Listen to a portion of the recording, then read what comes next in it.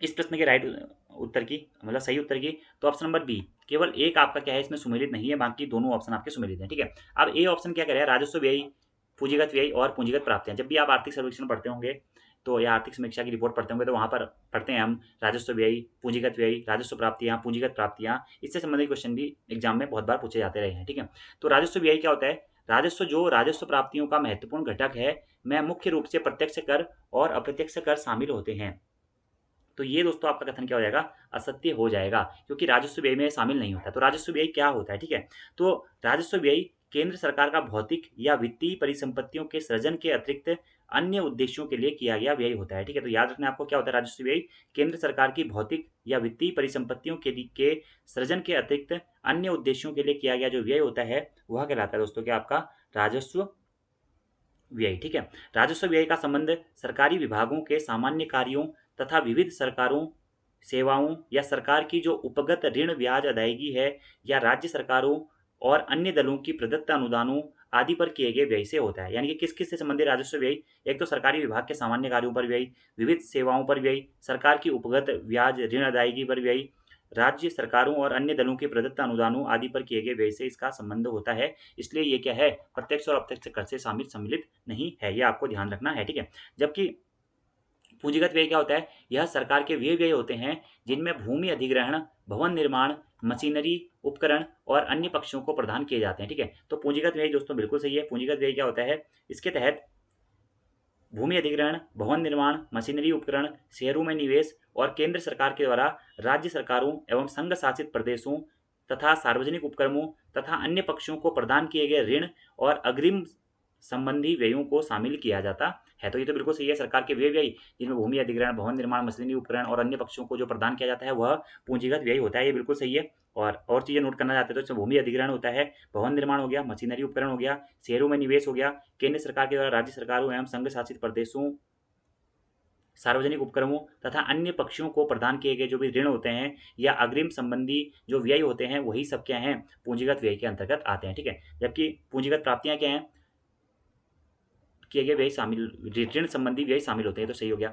पूंजीगत प्राप्तियां क्या है, मुख्य मद सार्वजनिक कर्ज है जिसे सरकार द्वारा जनता से लिया जाता है, ये भी बिल्कुल दोस्तों आपका सही है। ठीक है, पूंजीगत प्राप्तियां क्या होती हैं, सरकार को वे सभी प्राप्तियां या वे सभी प्राप्तियां जो दायित्व का सृजन या वित्तीय परिसंपत्तियों को कम करती है, पूंजीगत प्राप्तियां कहलाती हैं। ठीक है, इनकी मुख्य मदें क्या होती हैं, सार्वजनिक कर्ज होता है जिसे सरकार द्वारा जनता से लिया जाता है, इसे बाजार ग्रहण ऋण भी कहा जाता है। तो यह मुख्य रूप से क्या होता है, सार्वजनिक कर्ज होता है जिसे सरकार द्वारा जनता से लिया जाता है, तो पूंजीगत प्राप्ति भी सही है। ठीक है, तो पूंजीगत प्राप्ति, पूंजीगत व्यय ये आपका हो गया। ठीक है, एक और पॉइंट आता है दोस्तों, क्या होता है, राजस्व प्राप्तियां। ठीक है, आप लोगों ने कभी कभी पढ़ा भी होगा।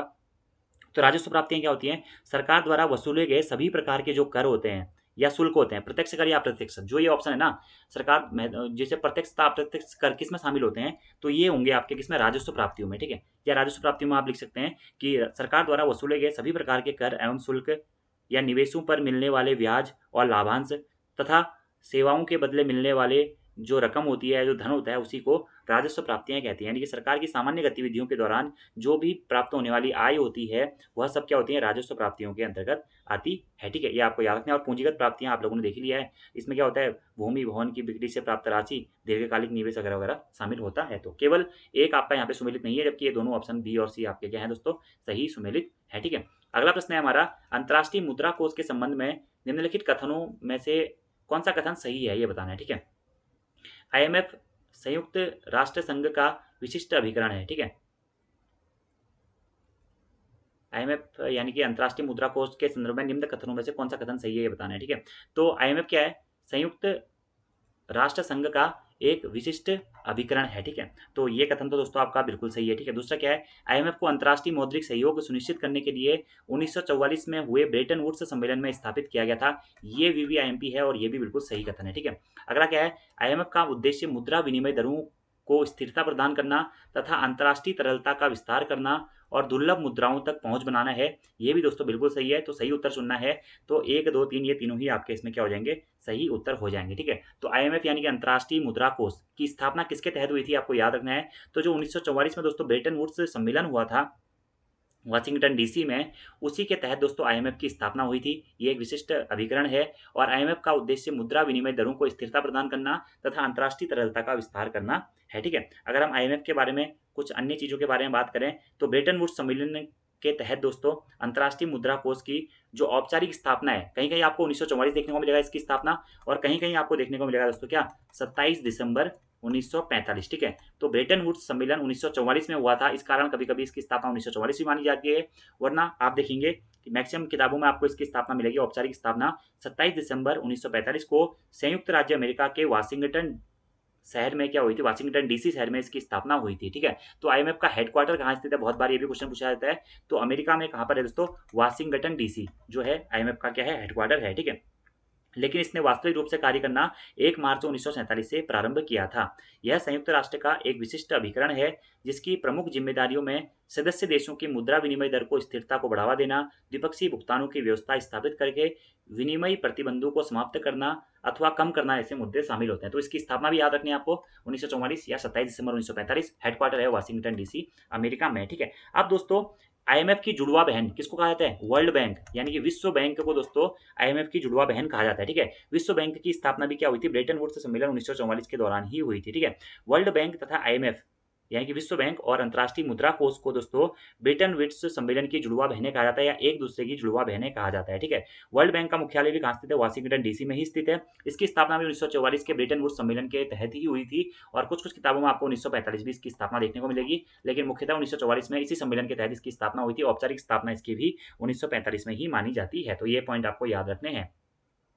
अगले प्रश्न के बारे में बात कर लेते हैं। एक साइड दोस्तों आपको सुमेलित करना है, एक साइड आपकी जनसंख्या वृद्धि के चरण दिए गए हैं और दूसरे साइड उसकी क्या दी गई है, विशेषता दी गई है। ठीक है, अब जनसंख्या वृद्धि के चरण में अगर हम चरण फर्स्ट के बारे में बात करें, 1901 से लेकर 1921 चरण द्वितीय दिया गया है आपका, 1921 से लेकर के 1951 चरण तृतीय दिया गया है, 1951 से 1981, और चरण चतुर्थ दिया गया है 1981 से लेकर के वर्तमान तक। तो जनसंख्या वृद्धि के मुख्यतः हमारे 4 चरण रहे हैं। ठीक है, और इसमें से आपको बताने हैं कि चरण 1 में क्या हुआ था। देखिए, चरण 1 में दोस्तों क्या था कि जो अवरुद्ध जनसंख्या वृद्धि की अवधि थी, ठीक है, यानी कि यहाँ पर क्या थी, जनसंख्या वृद्धि ज़्यादा नहीं थी। ठीक है, इसी कारण इसे अवरुद्ध अथवा स्थिर प्रावस्था कहा जाता है। यहाँ पर जो 1901 से लेकर के 1921 की अवधि थी, इसमें भारत की जनसंख्या की वृद्धि अवरुद्ध थी या स्थिर थी, यानी कि इसमें ज़्यादा परिवर्तन नहीं हुआ था, या आप कह सकते हैं कि इस अवधि में जो वृद्धि दर थी वह अत्यंत निम्न थी।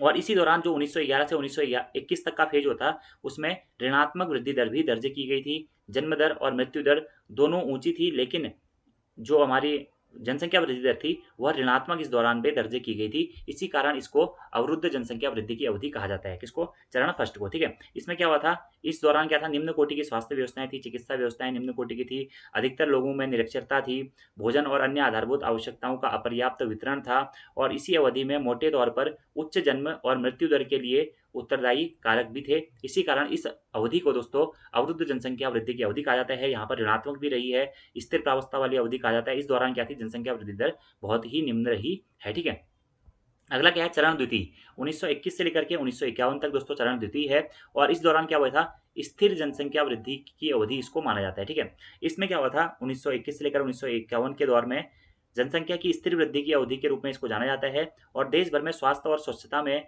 व्यापक सुधार इसमें हुए थे। इसमें थोड़ा बहुत हमारा मृत्यु दर फिर कम हो गई थी, साथ ही साथ इसमें बेहतर परिवहन की व्यवस्था होने लगी थी, बेहतर चिकित्सा की व्यवस्था होने लगी थी, और संचार तंत्र था उसका भी विकास होने लगा था। ठीक है, और जो जन्म दर थी वह ऊंची, मतलब जन्म दर बढ़ रही थी, जबकि जो हमारा मृत्यु दर थी उसकी संख्या में थोड़ी बहुत क्या हुई थी, कमी हुई थी। ठीक है, ये आपको याद रखना है। और जो 1920 का दशक था उसमें महान आर्थिक मंदी फैली थी, और द्वितीय विश्व युद्ध की पृष्ठभूमि के कारण भी इस ये जो हमारा चरण था, दूसरा चरण 1921 से लेकर 1951 का, इसमें द्वितीय जो प्रथम विश्व युद्ध के बाद का ये काल मुख्यतः कह सकते हैं, द्वितीय विश्व युद्ध भी इस टाइम पे ही हुआ था। तो इस कारण क्या थी, यहाँ पर स्थिर वृद्धि हमें देखने को मिलती है। ठीक है, ये आपको ध्यान रखना है। अगला आपका था तृतीय चरण 1951 से लेकर के 1981 का। ठीक है, ये क्या था, हमारा जनसंख्या विस्फोट की अवधि थी। 1951 से 1981 के दशकों को भारत में जनसंख्या विस्फोट की अवधि के रूप में जाना जाता है।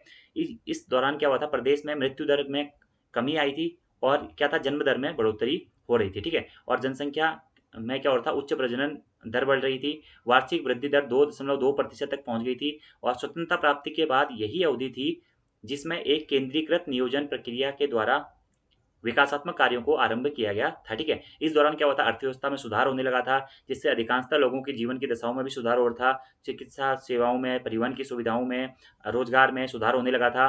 परिणाम स्वरूप क्या हुआ था, जनसंख्या में वृद्धि होने लगी और जनसंख्या वृद्धि दर अपने उच्चतम समय तक पहुंच गई। ठीक है, और इसी दौरान क्या हुआ था, तिब्बती, बांग्लादेश, नेपाली आदि देश के लोगों ने भी यहाँ पर क्या हुआ था, अंतर्राष्ट्रीय प्रवास किया था, और जिस कारण भी यहाँ पर क्या होते उच्च वृद्धि दर देखने को मिली थी। ठीक है, और अगला क्या चरण जो चतुर्थ है, 1981 से लेकर के वर्तमान तक, यहाँ पर क्या गिरावट की प्रकृति के साथ उच्च जनसंख्या वृद्धि की अवधि देखी जा रही है। ठीक है, तो इसका जो आपका राइट आंसर हो जाएगा 4, 2, 1, 3। ठीक है, यानी कि ऑप्शन नंबर डी आपका इसका सही उत्तर हो जाएगा। तो प्रश्न आपको याद रखना है, 1901 सबसे ज्यादा वृद्धि हुई थी तीसरे चरण में 1951 से 1981 के मध्य में। ठीक है, दूसरा चरण स्थिर जनसंख्या वाला था, पहले में कमी भी हुई थी, अवरुद्ध जनसंख्या की वृद्धि की अवधि थी, और जो वर्तमान का चरण है गिरावट की प्रवृत्ति के साथ में जनसंख्या वृद्धि की अवधि दिखाई जा रही है।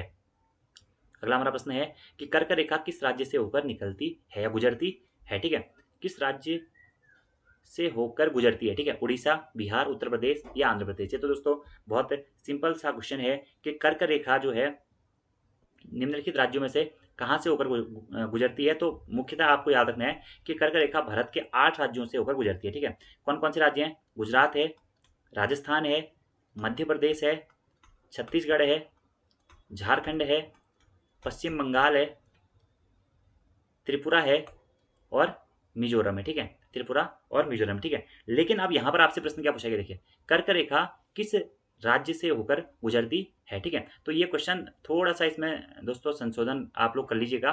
देखिए, उत्तर प्रदेश से होकर नहीं गुजरती है। ठीक है, आंध्र प्रदेश से होकर भी क्या है, कर्क रेखा आपकी नहीं गुजरती है। ठीक है, ये पश्चिम बंगाल से होकर गुजरती है और झारखंड से होकर गुजरती है, तो झारखंड इसका सही आंसर होगा। ठीक है, वैसे यहाँ पे बिहार दिया गया, लेकिन झारखंड ऑप्शन नंबर बी सही होगा आपका, कोई दिक्कत नहीं है। तो कर्क रेखा भारत की क्या होती है, 8 राज्यों से गुजरती है। आपने इसके ट्रिक भी पढ़ी होगी, छत पर जा गबर मामी, बहुत इंपॉर्टेंट ये क्वेश्चन है, हर पेपर में प्रश्न पूछ लिया जाता है, या कभी कभार प्रश्न आपसे क्या पूछा जाएगा, 4 ऑप्शन दिया जाएगा, पूछा जाएगा कर्क रेखा निम्न राज्यों में से किस राज्य से नहीं गुजरती। तो आपको याद रखना है, गुजरात से गुजरती है, राजस्थान से गुजरती है, मध्य प्रदेश से गुजरती है, छत्तीसगढ़ से गुजरती है, झारखंड से गुजरती है, पश्चिम बंगाल से गुजरती है और त्रिपुरा से गुजरती है और मिजोरम से गुजरती है। इन 8 राज्यों से हमारी कर्क रेखा क्या होती है, गुजरती है। ठीक है, और सर्वाधिक कर्क रेखा का विस्तार किस राज्य में माना जाता है, तो मध्य प्रदेश से होकर सर्वाधिक कर्क रेखा गुजरती है। और सबसे कम किस राज्य में कर्क रेखा का विस्तार है, तो वह है दोस्तों राजस्थान में। ठीक है, अगर कर्क रेखा की लंबाई के बारे में बात की जाए कि भारत में जो है वो कर्क रेखा की लंबाई कितनी है दोस्तों, तो 3214 किलोमीटर है। ठीक है, कितनी है, 3214 किलोमीटर है। ठीक है, और जो हमारा 23.5 डिग्री उत्तरी अक्षांश है, यहाँ से होकर क्या होती है, कर्क रेखा गुजरती है। इसी कारण इसे ट्रॉपिक ऑफ कैंसर भी कहा जाता है। ठीक है, 23.5 डिग्री उत्तरी अक्षांश को ही कर्क रेखा कहा जाता है, और 23.5 डिग्री जो दक्षिणी अक्षांश है वहां से लेकर क्या होती है, मकर रेखा गुजरती है। ठीक है, और जो भारत को 2 बराबर भागों में विभाजित करने वाली रेखा कौन सी है, कभी कभार ये भी प्रश्न पूछा जाता है, तो कर्क रेखा ही भारत को 2 बराबर भागों में विभाजित करती है। और कभी कभार दोस्तों यहाँ से एक प्रश्न ये भी पूछा जाता है कि कर्क रेखा को 2 बार काटने वाली नदी कौन सी है, तो माही नदी, याद रखना है आपको, माही नदी दोस्तों कर्क रेखा को 2 बार काटने वाली नदी है। ये पॉइंट भी आपको याद रखने हैं। अगला हमारा प्रश्न है, दक्षिण भारत की सबसे ऊंची चोटी कौन सी है। ये भी बहुत अच्छा क्वेश्चन है, बहुत बार रिपीट होता है ये क्वेश्चन। तो अनाईमुड़ी जो है दोस्तों, यह क्या है, दक्षिण भारत की सबसे ऊंची चोटी है। अनाईमुड़ी या अन्नाईमुदी या अनामुदी, अलग अलग नाम आपको देखने को मिलेंगे इसके। ये क्या है दोस्तों, दक्षिण भारत की सबसे ऊंची चोटी है। दक्षिण भारत या प्रायद्वीपीय भारत की सर्वोच्च पर्वत चोटी कौन सी है, अनाईमुड़ी पर्वत चोटी है, जिसकी ऊंचाई दोस्तों कितनी है, 2695 किलोमीटर। 2695 किलोमीटर क्या है इसकी ऊंचाई है। और यह किस राज्य में स्थित है, नाईमुड़ी पर्वत श्रृंखला या पर्वत चोटी, केरल में दोस्तों यह स्थित है। ठीक है, और यह चोटी पश्चिमी पर्वत या पश्चिमी घाट पर्वत के एक भाग के रूप में भी जानी जाती है। तो दक्षिण भारत का एवरेस्ट किसको कहा जाता है, या दक्षिण भारत की सबसे ऊंची चोटी किसको कहा जाता है, अनाईमुड़ी को ही कहा जाता है। ठीक है, वहीं अगर आपसे प्रश्न पूछा जाएगा विश्व की सबसे ऊंची चोटी कौन सी है, तो दोस्तों माउंट एवरेस्ट है। ठीक है, इसकी ऊंचाई कितनी है, तो 8848 मीटर या 8850 मीटर इसकी क्या है, ऊंचाई है। ठीक है, वहीं अगर आपसे पूछा जाएगा प्रश्न दोस्तों कि पूर्वी घाट की सबसे ऊंची चोटी कौन सी है, तो महेंद्रगिरी चोटी जो है यह पूर्वी घाट की, ठीक है, पूर्वी घाट की सबसे ऊंची चोटी कौन सी है, महेंद्रगिरी है। वहीं पश्चिमी घाट की या दक्षिण भारत की सबसे ऊंची चोटी कौन सी है, अनाईमुड़ी चोटी है। ठीक है, नीलगिरी पर्वत श्रृंखला की सबसे ऊंची चोटी कौन सी है दोस्तों, वह है दोदा बेटा। ठीक है, नीलगिरी की सबसे ऊंची चोटी कौन सी है, दोदा बेटा, ये भी आपको याद रखना है। ठीक है, अब वहीं आपसे प्रश्न पूछा जाएगा कि भारत की सर्वोच्च चोटी कौन सी है। ठीक है, भारत की सर्वोच्च चोटी कौन सी है दोस्तों, वह है K2। ठीक है, K2 यानी कि गॉडविन ऑस्टिन। गॉडविन ऑस्टिन, ठीक है, जो कि वर्तमान में दोस्तों पीओके, पाक ऑक्यूपाइड कश्मीर क्षेत्र में स्थित है, ठीक है। इसलिए कभी कभार आप पढ़ेंगे कि दुनिया की दूसरी सबसे ऊंची चोटी कौन सी है, K2 है, जो कि पीओके क्षेत्र में गॉडविन ऑस्टिन है। और भारत की सर्वोच्च चोटी भी कुछ कुछ किताबों में इसको देखने को मिलता है, ठीक है। लेकिन अधिकांशतः जो अपडेटेड बुक्स हैं वहां पर आपको भारत की सर्वोच्च ऊंची चोटी कौन सी देखने को मिलेगी दोस्तों, कंचनजंगा देखने को मिलेगी, ठीक है, कंचनजंगा, ठीक है, जिसकी ऊंचाई कितनी है दोस्तों, 8,586 किलोमीटर, किलोमीटर नहीं मीटर, ठीक है। तो कंचनजंगा क्या है, भारत की क्या है, सर्वोच्च चोटी है, ठीक है। या भारतीय हिमालय की सबसे ऊंची चोटी कौन सी है, वो है कंचनजंगा है, जिसकी ऊंचाई है 8,586 मीटर, ठीक है। ये कहाँ स्थित है, तो ये दोस्तों स्थित है हमारी सिक्किम में, ठीक है। और वहीं आपसे अगर प्रश्न जाएगा कि भारत की दूसरी सबसे ऊंची चोटी कौन सी है, वो है दोस्तों कौन सी, हमारी नंदा देवी, ठीक है, जो कि कहाँ स्थित है, उत्तराखंड में स्थित है, जिसकी ऊंचाई कितनी है दोस्तों, 60,816 किलोमीटर इसकी क्या है, ऊंचाई है इसकी, नंदा देवी की, ठीक है। तो ये पॉइंट आपको याद रखने हैं। तो ऐसे दोस्तों एक और प्रश्न आपसे कभी कभार पूछा जाता है कि अरावली पर्वत श्रृंखला की सबसे ऊंची चोटी कौन सी है, ठीक है। अरावली पर्वत श्रृंखला की सबसे ऊंची चोटी है दोस्तों कौन सा, आपका गुरु शिखर, गुरु शिखर। ये प्रश्न भी बहुत बार पूछा गया है कि अरावली पर्वत श्रृंखला की सबसे ऊंची चोटी कौन सी है, गुरु शिखर है, ठीक है। और वहीं एक और प्रश्न पूछ लिया जाता है कभी कभी कि भारत की सबसे प्राचीन या पुरानी पर्वत श्रृंखला कौन सी है, तो वो भी कौन सी है, अरावली पर्वत श्रृंखला ही है, भारत की सबसे प्राचीन, पुरानी और प्राचीन पर्वत श्रृंखला, ठीक है। तो इतने पॉइंट दोस्तों आपको याद रखने हैं। पर्वत चोटियों से संबंधित जो भी प्रश्न आते हैं वो मैंने आपको लगभग लगभग बता दिए हैं, ठीक है। तो भारत की सबसे ऊंची चोटी K2 ऑप्शन में होगा तो K2 मार सकते हैं, वरना फिर कंचनजंगा, ठीक है। याद रखना है, विश्व की माउंट एवरेस्ट हो गया, दक्षिण भारत की हो गया अनाईमुड़ी, पूर्वी भारत की हो गया या पूर्वी घाट की हो गया आपका महेंद्रगिरी पूर्वी घाट, आप याद रखिएगा। और अरावली की सबसे ऊंची चोटी होगी कौन सी, आपका गुरु शिखर, ठीक है, जो कि माउंट आबू क्षेत्र में स्थित है। अगला हमारा क्वेश्चन है कि कुछ पहाड़ियां दी गई हैं और आपको सुमेलित करके बताना है, ठीक है। कार्डामम की पहाड़ियाँ, कैमूर की पहाड़ियाँ, महादेव की पहाड़ियाँ और मिकिर की पहाड़ियाँ, ठीक है। और इसमें आपसे प्रश्न पूछा गया है निम्नलिखित में से कौन से कथन इसमें से सही सुमेलित हैं, ठीक है। तो अगर इस प्रश्न के बारे में दोस्तों बात की जाए तो कार्डामम की जो पहाड़ियाँ हैं वह कहाँ स्थित हैं, केरल के दक्षिण पूर्व तथा तमिलनाडु के दक्षिण पश्चिम भागों में यह कार्डामम की पहाड़ियाँ जो हैं स्थित है, ठीक है। तो कार्डा, इसका मैं आपको पहले सही आंसर बताया था, तो ऑप्शन सी इसका सही उत्तर है, ठीक है। जैसे जो महादेव की पहाड़ियां हैं वह मध्य भारत में स्थित हैं, बिल्कुल सही है। मिकिर की पहाड़ियां जो हैं वह पूर्वोत्तर भारत में स्थित हैं, ये भी बिल्कुल सही है, ठीक है। जबकि कार्डामम की पहाड़ियां जो है वह कोरोमंडल तट में स्थित नहीं है, ठीक है। तो कार्डामम की पहाड़ियां दोस्तों कहाँ स्थित हैं, जो कार्डामम की पहाड़ियां दोस्तों यह केरल के आसपास के क्षेत्रों में, और जो केरल का दक्षिण पूर्व का क्षेत्र है और तमिलनाडु का जो दक्षिण पश्चिम का क्षेत्र है, केरल तमिलनाडु वाले क्षेत्र में, वहां पर हमारी क्या कार्डामम की पहाड़ियां पाई जाती हैं, ठीक है। जबकि जो कोरोमंडल तट होता है यह कहां से कहां तक है, यह भारत की दक्षिण पूर्वी तट रेखा, जो दक्षिण और पूर्व की तट रेखा है उसको क्या कहा गया है, कोरोमंडल तट कहा गया है, ठीक है। ये जो आपकी तट रेखा होती है इसको कोरोमंडल तट रेखा कहता है। यहाँ पर इसका विस्तार नहीं है, इसलिए कथन एक आपका ये सुमेलित नहीं होगा, ठीक है। कोरोमंडल तट ना होकर ये क्या होगा, केरल और तमिलनाडु, आप याद रख सकते हैं, ठीक है। अगला क्या है, कैमूर की पहाड़ियां, ठीक है। जो कैमूर की पहाड़ियां हैं दोस्तों यह मध्य प्रदेश से लेकर के बिहार तक है, ठीक है। एमपी से लेकर के कहाँ है, बिहार तक है, यानी कि आप मध्य उत्तर भारत में आप इसे कह सकते हैं। लेकिन यहाँ पर आपका कोंकण तट दिया गया है, तो कोंकण तट में ये स्थित नहीं है, ठीक है। कोंकण तट कहाँ है, यहाँ गोवा के आसपास का जो तट है वह कोंकण तट कहलाता है, जो कि भारत के दक्षिण पश्चिमी तट महाराष्ट्र और गोवा के मध्य में दिया जाता है, के मध्य का जो क्षेत्र होता है उसे कोंकण तट नाम दिया जाता है, इसलिए कैमूर की पहाड़ियां कोंकण तट में नहीं है, ठीक है। जबकि जो महाद्वीप की पहाड़ियां हैं वह भारत के मध्य प्रदेश में स्थित है, यानी कि मध्य भारत में स्थित है, ये बिल्कुल सही है। और जो मिकिर की पहाड़ियां हैं दोस्तों ये क्या है, पूर्वोत्तर भारत में, मुख्यतः असम में जो मिकिर की पहाड़ियां होती हैं वह पाई जाती हैं, तो इसलिए यहाँ पे पूर्वोत्तर भारत सही होगा, ठीक है। तो याद रखना आपको, कार्डामम की पहाड़ियां कहाँ पाई जाती है, केरल और तमिलनाडु। कैमूर की पहाड़ियां कहाँ पाई जाती हैं आपकी, कैमूर की जो पहाड़ी है वो मध्य प्रदेश से बिहार तक पाई जाती है। महादेव की पहाड़ियां जो हैं वह मध्य प्रदेश में पाई जाती हैं, और जो मिकिर की पहाड़ियां हैं वह पूर्वोत्तर भारत यानी कि असम वाले क्षेत्र में पाई जाती है, इसलिए आपका सही उत्तर हो जाएगा यहाँ पर सी, ठीक है। अगला हमारा प्रश्न है निम्नलिखित कथनों में से सुमेलित नहीं है, ठीक है। जेलेपला दर्रा दोस्तों सिक्किम में स्थित है, ठीक है। तो जेलेपला दर्रा सिक्किम में स्थित है, बिल्कुल सही है, ठीक है। अगला क्या है, माणा और नीति दर्रा उत्तराखंड में स्थित है, बिल्कुल सही है। अगला है दोस्तों सिपकिला दर्रा, तो सिपकिला दर्रा दोस्तों जम्मू कश्मीर में स्थित नहीं है, ठीक है। तो सिपकिला दर्रा कहाँ पर स्थित, इंपोर्टेंट है क्वेश्चन भी। तो सिपकिला दर्रा है दोस्तों हिमाचल प्रदेश में, हिमाचल प्रदेश में है सिपकिला दर्रा, तो ऑप्शन नंबर सी आपका सुमेलित नहीं होगा। जबकि बॉमडिला दर्रा कहाँ है, अरुणाचल प्रदेश में है, ये भी बिल्कुल सही है, ठीक है। तो जेलेपला दर्रा कहाँ है, सिक्किम में स्थित है। यह लहासा तिब्बत को, सिक्किम जिले को तिब्बत या लहासा से जोड़ता है, ठीक है। वहीं जो हमारा माणा, नीति, किंगरी बिंगरी हो गया और लिपुलेख हो गया, ये दर्रे कहाँ है, उत्तराखंड में स्थित है, ठीक है। सिपकिला दर्रे के बारे में बात की जाए तो हिमाचल प्रदेश के किन्नौर में स्थित है सिपकिला दर्रा, ठीक है। और बॉमडिला दर्रे के बारे में बात की जाए तो ये अरुणाचल प्रदेश एवं लहासा तिब्बत को जोड़ता है। तो सिपकिला दर्रा यहाँ पर आपका सही उत्तर हो जाएगा, यह सुमेलित नहीं है। ठीक है, अगले प्रश्न के बारे में बात करते हैं दोस्तों। अगला हमारा प्रश्न है, निम्नलिखित हिमनदों को उनकी लंबाई के घटते क्रम में सजाएं। ठीक है, ये अच्छा क्वेश्चन है दोस्तों, छत्तीसगढ़ पीसीएस में एक बार पूछा भी गया था। हालांकि इसका आंसर आपने आंसर की में सी देखा होगा, लेकिन दोस्तों मैं ये कहूंगा कि आप इसके आंसर को संशोधित कर लीजिएगा। इसका सही उत्तर होगा ऑप्शन नंबर ए। ठीक है, तो यहाँ पर क्या है, जो ये बियाफो है ये मुख्यतः क्या है, ग्लेशियर है। ठीक है, और इसमें फिर क्या होती है, हिमनदियां होती हैं। हालांकि वो जो एग्जाम पेपर था उसमें इसका आंसर सी ही दिया गया था। ठीक है, लेकिन मैंने अभी जितने भी सोर्सेज से देखा है इसका आंसर आपका ए होना चाहिए। ठीक है, अगर हम बियाफो ग्लेशियर के बारे में बात करें तो ये गिलगित बल्टिस्तान वाले क्षेत्र में स्थित है, काराकोरम पर्वत श्रृंखला में। इसकी जो लंबाई है वह 63 किलोमीटर के आसपास में है। ठीक है, वहीं जो हिस्पर ग्लेशियर है ये भी गिलगित बल्टिस्तान काराकोरम पर्वत के आसपास के क्षेत्र में स्थित है। इसकी लंबाई आपका 49 किलोमीटर है।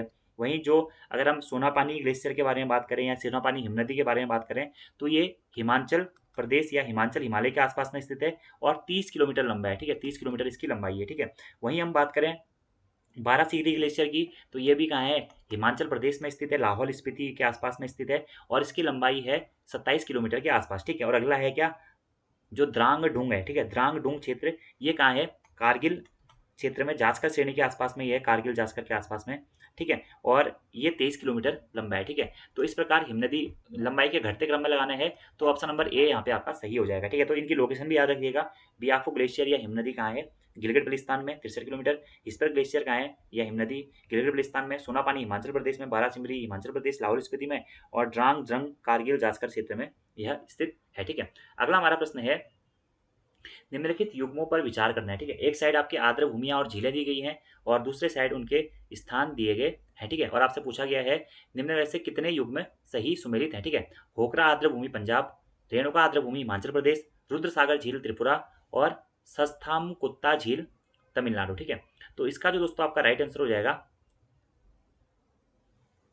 वो हो जाएगा ऑप्शन नंबर बी, केवल इसमें क्या है, दो युग्म सुमेलित हैं। ठीक है, अब वो दो युग्म कौन कौन से हैं, वो है ऑप्शन नंबर बी, दो और तीसरा। ठीक है, जो रेणुका आर्द्र भूमि है वह हिमाचल प्रदेश में स्थित है, बिल्कुल सही है। और जो रुद्रसागर झील है दोस्तों ये कहाँ स्थित है, ये त्रिपुरा में स्थित है। ठीक है, जबकि होकरा आर्द्र भूमि के बारे में बात की जाए तो होकरा आर्द्र भूमि आपकी जम्मू कश्मीर में स्थित है। कहाँ पे, होकरा आर्द्र भूमि या होकरा जो झील है वह जम्मू कश्मीर में स्थित है। और जो सस्थाम कोत्ता झील है, ठीक है, ये तो बहुत इंपॉर्टेंट है, एग्जाम में पूछा भी गया है बहुत बार। ठीक है, तो ये केरल में स्थित है। ठीक है, संस्थान क्या सस्थाम कोत्ता झील कहाँ है, केरल में। ठीक है, तो कौन से कितने युग में सुमेलित है पूछा गया, तो दो युग में सुमेलित है, दूसरा और तीसरा, रेणुका आर्द्र भूमि हिमाचल प्रदेश और रुद्र सागर झील कहाँ पे, त्रिपुरा में। ठीक है, तो ये पॉइंट आपको डायरेक्टली याद रखने हैं, इंपॉर्टेंट है। ठीक है, अब कुछ महत्वपूर्ण झीलों के बारे में दोस्तों बात कर लेते हैं जो कि एग्जाम में पूछाता है। ठीक है, फिलहाल तो अभी चार याद करिए, होकरा जम्मू कश्मीर, रेणुका हिमाचल प्रदेश, रुद्रसागर त्रिपुरा, सस्थामकोत्ता केरल। ठीक है, वहीं अगर हम बात करें हुसैन सागर झील की, ठीक है, हुसैन सागर झील कहाँ है, तेलंगाना में है, इंपॉर्टेंट है, एग्जाम में पूछा गया। ठीक है, लोनार झील के बारे में बात करें तो लोनार झील कहाँ है, महाराष्ट्र में स्थित है और ज्वालामुखी क्रिया से निर्मित झील के रूप में इसको जाना जाता है, किसको, लोनार झील कहाँ है, महाराष्ट्र में। ठीक है, ऐसे लोकटक झील के बारे में बात की जाए, लोकटक तो ये मणिपुर में स्थित है, क्या लोकटक झील। ठीक है, ऐसे जम्मू कश्मीर के बारे में बात की जाए तो जम्मू कश्मीर में आपका डल झील है, शेषनाग झील है, मानस झील है, वूलर झील है और नागिन झील है, ये क्या है, जम्मू कश्मीर में है। ठीक है, वहीं हम राजस्थान के बारे में बात की जाए तो राजस्थान की झीलें बहुत फेमस हैं। ठीक है, जैसे कि सांबर झील बहुत फेमस है राजस्थान में। ठीक है, राजसमंद झील है, फतेह सागर झील है, डीडवाना झील है, जयसमंद झील है, उदय सागर झील है, ये कहाँ है, राजस्थान में स्थित है। ठीक है, केरल के बारे में बात की जाए तो केरल में मैंने आपको एक तो बताई दिया, संस्थान कोत्ता झील हो गया, ऐसे वेम्बनाड, वेम्बनाड इंपॉर्टेंट है। ठीक है, वेम्बनाड झील हो गया, ऐसी अष्टमुडी झील हो गया, पेरियार झील हो गया, ये सब कहाँ है, केरल में। ठीक है, उत्तराखंड की तो आप सभी लोगों को बताई होगी, हमारा सात ताल हो गया, खुरपा नौकुचिया ताल, देवताल, रूपकुंड, नैनीताल, भीमताल, सहस्त्रताल, ये सब कहाँ है, उत्तराखंड में। ठीक है,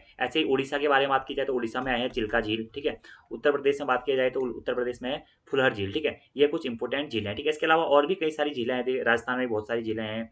ठीक है, गुजरात में भी आपकी एक दो झीलें हैं, केरल की झीलें इंपॉर्टेंट है, वेम्बनाड हो गया, अष्टामुडी हो गया, पेरियार हो गया, और तमिलनाडु में भी आपका बीरानम झील है, चेम्बरबक्कम झील है। ठीक है, आंध्र प्रदेश में भी आपका कोलेरू हो गया, पुलिकट झील हो गया। ठीक है, तेलंगाना में हिमायत सागर झील हो गया, ओस्मान सागर झील हो गया, हुसैन सागर झील हो गया। तो ये आपको याद रखने हैं क्योंकि एग्जाम में यहाँ से प्रश्न पूछे जाते हैं। चिल्का झील उड़ीसा याद रख लेना आपको। ठीक है, अगले प्रश्न के बारे में बात करते हैं।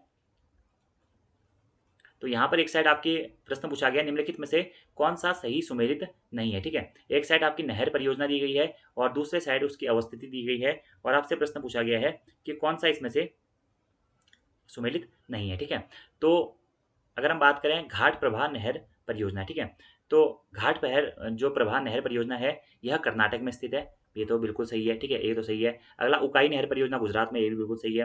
नीरा नहर परियोजना महाराष्ट्र में, ये भी बिल्कुल सही है, ठीक है। तो जवाई परियोजना तमिलनाडु, जवाई परियोजना दोस्तों तमिलनाडु में नहीं है, ठीक है, ये कहाँ स्थित है, राजस्थान में स्थित है, ठीक है। तो इसलिए आपका ऑप्शन नंबर डी यहाँ पर सुमेलित नहीं होगा। जो जवाई परियोजना है यह राजस्थान में लूनी की सहायक नदी जवाई नदी से संबंधित है, ठीक है। लूनी की जो सहायक नदी है जो कच्छ के रण में लुप्त हो जाती है दोस्तों, लूनी नदी, ठीक है, लुप्तप्राय नदी के रूप में जाना जाता है, जो अपने अंत स्थान तक नहीं पहुंच पाती है, तो इसी की एक सहायक नदी है जवाई नदी, उसी जवाई नदी पर क्या है, यह जवाई परियोजना राजस्थान में स्थित है, ठीक है। वहीं अगर हम बात करें उकाई नहर परियोजना, तो ये गुजरात में स्थित है, और कौन सी नदी पर है ये भी प्रश्न पूछा जाता है, तो ताप्ती नदी पर है, ठीक है, तापी या ताप्ती नदी पर दोस्तों ये हमारी स्थित है, ठीक है। ऐसी बात करें घाट प्रभा परियोजना की, तो ये कर्नाटक में है और घाट प्रभा नदी पर ही स्थित है, ठीक है, घाट प्रभा नदी पर ही स्थित है, ठीक है। ऐसी बात करें नीरा नहर परियोजना की, तो ये महाराष्ट्र में है, ठीक है, और जो कृष्णा की सहायक नदी है नीरा नदी, उस पर यह स्थित है, तो ये आपको ध्यान रखना है, ठीक है। इसके अलावा भी कुछ दोस्तों जो हमारी बहुउद्देशीय परियोजनाएं हैं, अगर आपको नोट करना चाहते हैं तो कर सकते हैं। जैसे भाखड़ा नागल जो बहुउद्देशीय परियोजना है किस नदी पर है, सतलुज नदी पर है, इंपॉर्टेंट क्वेश्चन है, पूछा जाता है बार बार, ठीक है। पंजाब, हरियाणा, हिमाचल प्रदेश, राजस्थान में इसका जल प्राप्त होता है, ठीक है। ऐसी जो दामोदर घाटी बहुउद्देशीय परियोजना है यह दामोदर नदी पर है, ये तो सिंपल सा है। हीराकुंड जो बहुउद्देशीय परियोजना है वह कहाँ है दोस्तों, महानदी पर है, ठीक है, महानदी पर। चंबल जो बहुउद्देशीय परियोजना है वह चंबल नदी पर है। तुंगभद्रा जो परियोजना है वह तुंगभद्रा नदी पर है। माता टीला, ये इंपोर्टेंट है, माता टीला, ठीक है, माता टीला जो बहुउद्देशीय परियोजना है ये बेतवा नदी पर है।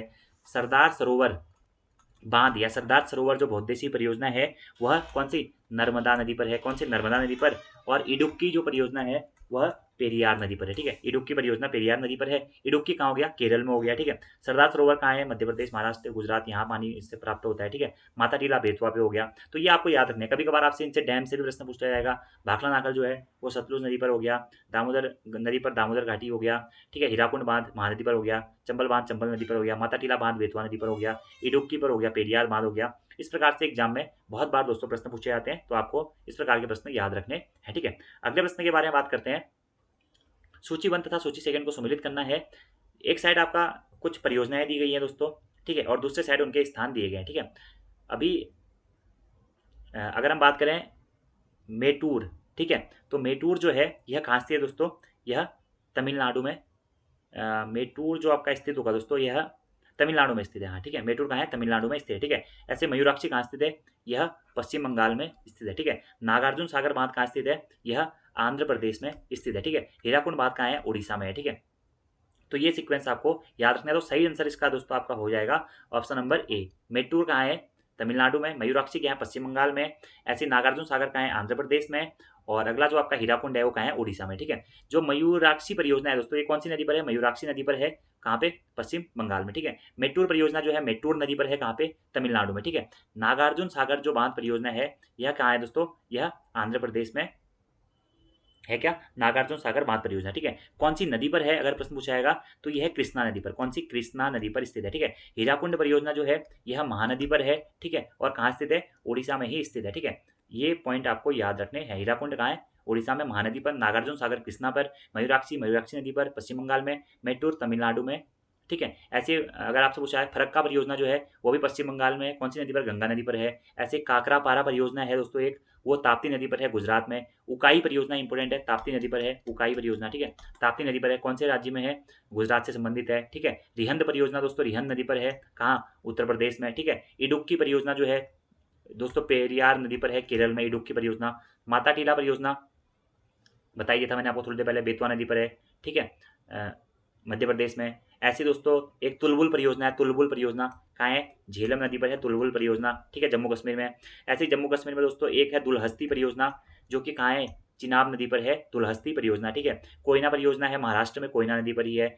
सलाल परियोजना है जो कि चिनाब नदी पर ही है, ठीक है। तो ये कुछ परियोजनाएं हैं जो आपको याद रखनी है, ठीक है। ऐसे भाखड़ा नागल बांध सतलुज नदी पर हो गया, ठीक है। ऐसे एक इंपॉर्टेंट बांध है बाढ़ सागर बांध है जो कि सोन नदी पर है। मयूराक्षी बांध मयूराक्षी नदी पर है, पश्चिम बंगाल में। ओंकारेश्वर बांध परियोजना जो है नर्मदा नदी पर है, मध्य प्रदेश में, ठीक है। जवाहर सागर बांध परियोजना चंबल नदी पर है, राजस्थान में। तो ये सारे बांधें जो परियोजनाएं हैं ये आपको डिटेल से पढ़नी है क्योंकि एग्जाम में यहाँ से प्रश्न पूछे जाते हैं, ठीक है। वैसे मैं इंपॉर्टेंट चीज़ें आपको बताते हुए भी चल रहा हूँ, फिर भी आप एक बार बुक से इन चीज़ों को रिवाइज कर लीजिएगा, ठीक है। अगला हमारा प्रश्न है, एक साइड आपके फसल या पौधरोपण दिए गए हैं, दूसरे साइड इनके सर्वाधिक उत्पादक राज्य दिए गए हैं, ठीक है। और आपको सम्मिलित करके बताना है कि कौन सा आपका कथन यहाँ पे सही होगा, ठीक है। तो जो जूट का सर्वाधिक उत्पादन होता है दोस्तों, वो कहाँ पे होता है, ठीक है। तो जूट का जो सर्वाधिक उत्पादन होता है वह होता है कहाँ पे, पश्चिम बंगाल में, ठीक है। जूट का सर्वाधिक उत्पादन कहाँ पे होगा, पश्चिम बंगाल में होगा, ठीक है। चाय का सर्वाधिक उत्पादन कहाँ होता है, असम में होता है, ठीक है। चाय का सर्वाधिक उत्पादन हो जाएगा दोस्तों कहाँ पे, असम में, ठीक है। और गन्ने का जो सर्वाधिक उत्पादन है दोस्तों वो कहाँ होता है, उत्तर प्रदेश में, ठीक है। और रबर का जो उत्पादन होता है वो कहाँ होता है, केरल में, ठीक है। तो आपका इसका राइट आंसर हो जाएगा 4 3 2 1, यानी कि ऑप्शन नंबर ए दोस्तों आपका यहाँ पर आपका सही उत्तर हो जाएगा। तो आपको याद रखना है सर्वाधिक जूट का सर्वाधिक उत्पादक राज्य क्या है, ऑप्शन के अकॉर्डिंग मैच किया गया, ठीक है। पश्चिम बंगाल है, चाय का असम है, ठीक है, गन्ने का उत्तर प्रदेश है, रबर का क्या है, केरल है, ठीक है। अगला हमारा प्रश्न है, निम्नलिखित में से कौन सुमेलित नहीं है, ठीक है। सोना, कोलार, कोयला, झरिया, लौह अयस्क, गुंटूर, हीरा, पन्ना, ठीक है। देखिए जो दोस्तों कोलार है वह सोने के लिए प्रसिद्ध है, कोलार झील बिल्कुल सही है, ठीक है। कोलार का जो क्षेत्र है वो सोने के लिए प्रसिद्ध है, ठीक हो गया, सोने का उत्पादन होता है यहाँ पे, ठीक है। कोयले के लिए झरिया फेमस है, झरिया कोयले के लिए फेमस है, ये भी बिल्कुल सही है। पन्ने के लिए जो हीरे के लिए पन्ना क्षेत्र फेमस है, ये भी बिल्कुल सही है, ठीक है। लौह अयस्क के लिए गुंटूर क्षेत्र फेमस नहीं है, ठीक है। तो कौन सा सही नहीं है पूछा गया, ऑप्शन नंबर सी सुमेलित नहीं है, ठीक है। क्योंकि गुंटूर क्यों फेमस है दोस्तों, लाल मिर्च के लिए, गुंटूर क्षेत्र फेमस है लाल मिर्च के लिए। और वहीं अगर लौह अयस्क के सर्वाधिक उत्पादन के बारे में बात की जाए तो उड़ीसा के आसपास के क्षेत्रों में क्या होता है, लौह अयस्क का सर्वाधिक उत्पादन होता है, ठीक है। अगले प्रश्न के बारे में बात करते हैं, एक साइड आपके कोयला क्षेत्र दिए गए हैं और दूसरे साइड उनकी अवस्थिति दी गई है, और ये आपको क्या करना है यहाँ पे सुमेलित करना है, ठीक है। जैसे कि तालचीर हो गया, कर्णपुरा हो गया, सिंगरौली हो गया और सिंगरेनी हो गया, ठीक है। तो जो तालचीर कोयला क्षेत्र है दोस्तों ये कहाँ पड़ता है, उड़ीसा में, ठीक है। उड़ीसा में है तालचेर कोयना क्षेत्र, ठीक है। और कौन सी नदी पर है, महानदी पर यह है, ठीक है, तालचेर कोयना क्षेत्र, ठीक है। ऐसे कर्णपुरा जो कोयला क्षेत्र है ये झारखंड में पड़ता है, कहाँ पे, झारखंड में। इनके लोकेशन भी दोस्तों आप लोग लिख लीजिएगा। और कौन सी नदी पर है, दामोदर घाटी में ये स्थित है, ठीक है। ऐसी बात करें सिंगरौली, तो सिंगरौली जो कोयला क्षेत्र है ये मध्य प्रदेश में पड़ता है और सोन घाटी में स्थित है, ठीक है। और वहीं जो सिंगरैनी क्षेत्र है यह तेलंगाना में पड़ता है, ठीक है, और गोदावरी घाटी में स्थित है, ठीक है। तो इसका आपका जो राइट आंसर हो जाएगा 4 1 2 3, ठीक है। ऑप्शन नंबर ए आपका सही हो जाएगा। तो तालचेर, कर्णपुरा, सिंगरौली और सिंगरैनी ये क्या है, कोयला क्षेत्र हैं, जिसमें से जो तालचेर कोयला क्षेत्र है यह उड़ीसा में है, कर्णपुरा जो है झारखंड में है, सिंगरौली जो है मध्य प्रदेश में है और सिंगरैनी जो है तेलंगाना में है, ठीक है। और नदी घाटी आप लोग देख सकते हैं। अगला प्रश्न है, निम्नलिखित में से कौन भारत के प्राकृतिक बंदरगाह हैं, चेन्नई, कोच्चि, तूतकोरिन या विशाखापट्टनम, ठीक है। तो इसमें से दोस्तों विशाखापट्टनम और कोचीन यानी कि यानी कि कोचीन आप इसको लिख सकते हैं, ठीक है, कोच्चि या कोचीन।